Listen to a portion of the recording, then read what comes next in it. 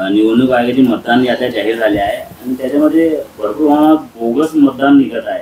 आपल्याला काही कल्पना आहे का अशी काही बोगस मतदान आहे? बघा, मी बुलढाण्यामध्ये जवळपास कलेक्टर साहेबांना 4000 डबलची नावं ही बोगस असल्याचं आम्ही कळवलेलं आहे, लेखी कळवलेलं आहे.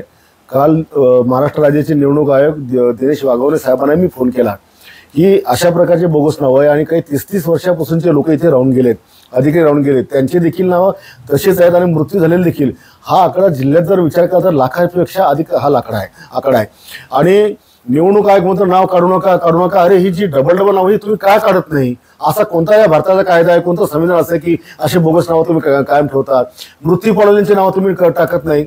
25 जुलैला तुम्ही सांगितले की नाव काढू पण नका पण टाकू नका. कालपर्यंत जे मुलं तरुण झाले, वयात आले, ज्यांना मतदानाचा अधिकार प्राप्त झाला, तुम्ही त्यांचा अधिकार हिसकून घेत नाहीये का? पण जे मृत्यू झालेले आहे ते नाव काढणे, त्यांचे लोक नाव काढणे, त्यांचे परिवारातली काय अशी उपाययोजना आहे तुमच्याकडे की नाव काढल्या गेल्या पाहिजे? आता हे सगळं काही शासनाच्या हाती नसतं. ही निवडणूक आयोग ही स्पेशल संस्था आहे. त्याच्यामुळे त्यांनीच हे ठरवलं पाहिजे की एकतर सगळ्यांचा मृत्यूचा दाखला हा तुम्ही निवडणूक आयोगाशी जोडून घ्या, आधार कार्डशी जोडून घ्या, म्हणजे किमान कळेल तर की कोणता मृत्यू झाला काय झाला.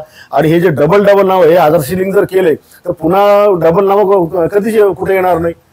म्हणजे काही लोकांना नगरपालिकेत निवडणूक करायची तर ग्रामीण भागातले नाव टाकतात, त्याच्या वर्षात निवडून येतात आणि ते ग्रामीणचे नावं पुन्हा जिल्हा परिषद नगर परिषद बाहेर जातात, तिकडे मतदान करतात.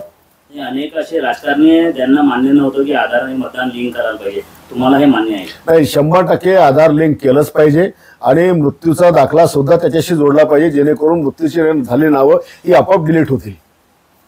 बुलढाणा नगरपालिका किंवा राज्यातील नगरपालिकामध्ये महायुतीवर खुसबुस सुरू आहे, काय तुम्ही त्यांना सल्ला देणार आहे? कशा प्रकारे युती झाली? महायुती झाली पाहिजे ही तिन्ही पक्षाची आमची सगळ्यांची मानसिकता आहे, वरच्या नेत्यांची आहे. आणि त्यांनी समंजस्याचा सल्ला दिला की शांततेने घ्या आणि स्थानिक पातळीवर नाही झालं तर राष्ट्रीय पातळीवर त्या संदर्भात ते चर्चा करतील.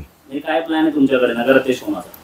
नाही, ते तर आमचं धोरण ठरलेलं आहे की महाराष्ट्रात जिथे शिवसेना, भाजप, राष्ट्रवादीचा आमदार असेल तिथला नगराध्यक्ष त्या पक्षाचा असला पाहिजे आणि इतर ठिकाणी मग त्यांनी बसून निर्णय घ्यावेत.